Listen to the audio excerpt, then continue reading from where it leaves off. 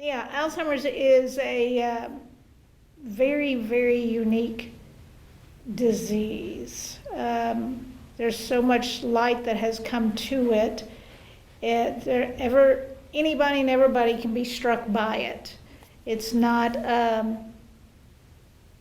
it's not more for one ethnicity, one gender, one social class, one economic class. It's for anybody across the board. And same with veterans. Veterans are unfortunately can acquire that as well.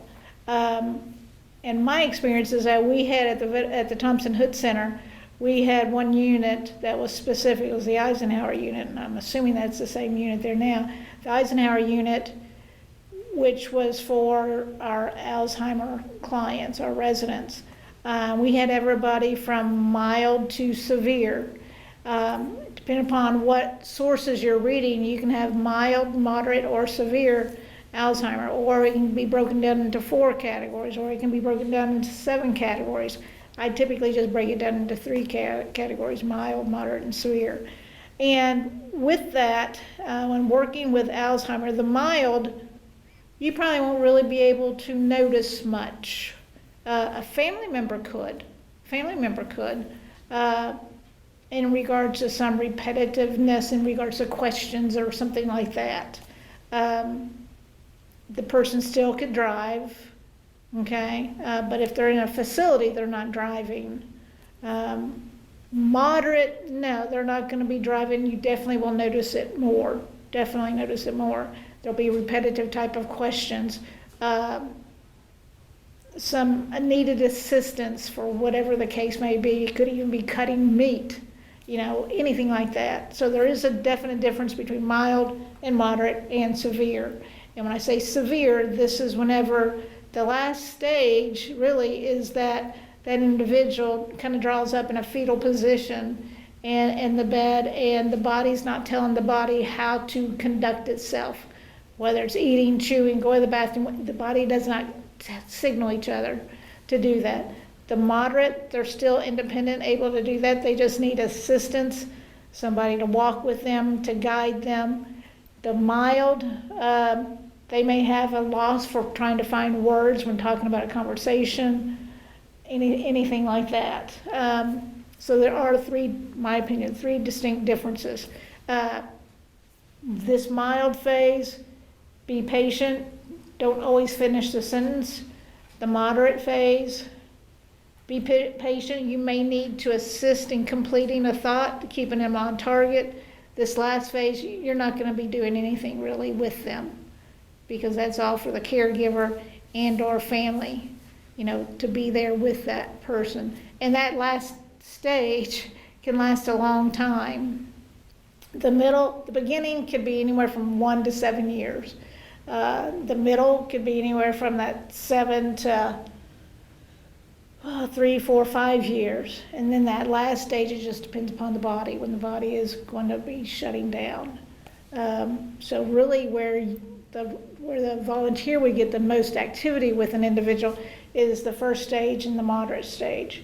And also in this moderate stage, typically they have something called sundowning, which if you're in a facility, it could be 4 o'clock in the afternoon and that individual starts undressing because they think it's getting time for the evening. And so that person has to be redirected, help them keep on their clothes and things of that nature. It's called sundowning. But in this first stage, this person fully participatory in whatever is going on. But you will start seeing some little things, and everybody progresses at a different rate, totally at a different rate.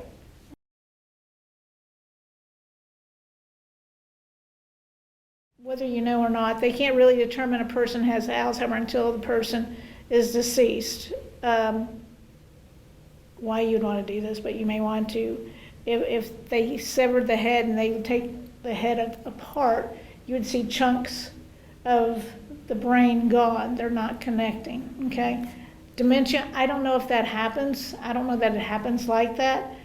The dementia that I've been around is my mother and some people in regards to at the Veterans Center. And they're still very mobile, still very ambulatory. And I can't tell you if I'm going to see a difference between dementia and Alzheimer's, from my own personal standpoint. At the facility we did, but they came in that they presented that way already.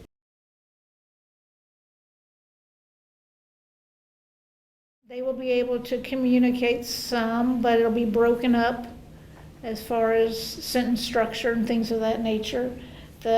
I envision who you're speaking of as more the volunteers who would be working with the mild. And if we were in person, the volunteer could sit beside them while they play bingo or do whatever, and minimal assistance if needed, minimal reminding if needed. But the main thing is dignity. Oh my gosh, just give dignity. Just, good job, Charlie. Yeah. Just give dignity to that individual.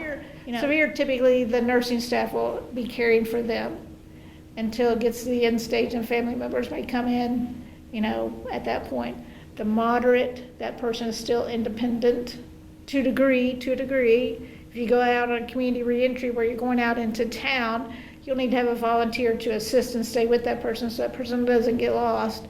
The mild, pretty independent, yeah, but just have to keep an eye on.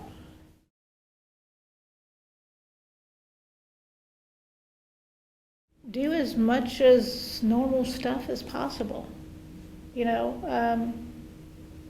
Just do as much as normal, but with supervision.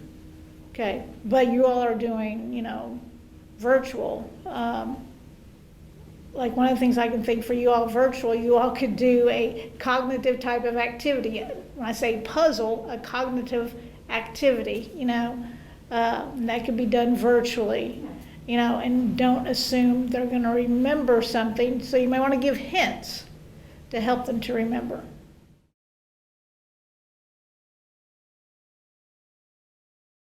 Agitation, frustration. Now, in saying all this too, the mild and the moderate, there's something called validation theory.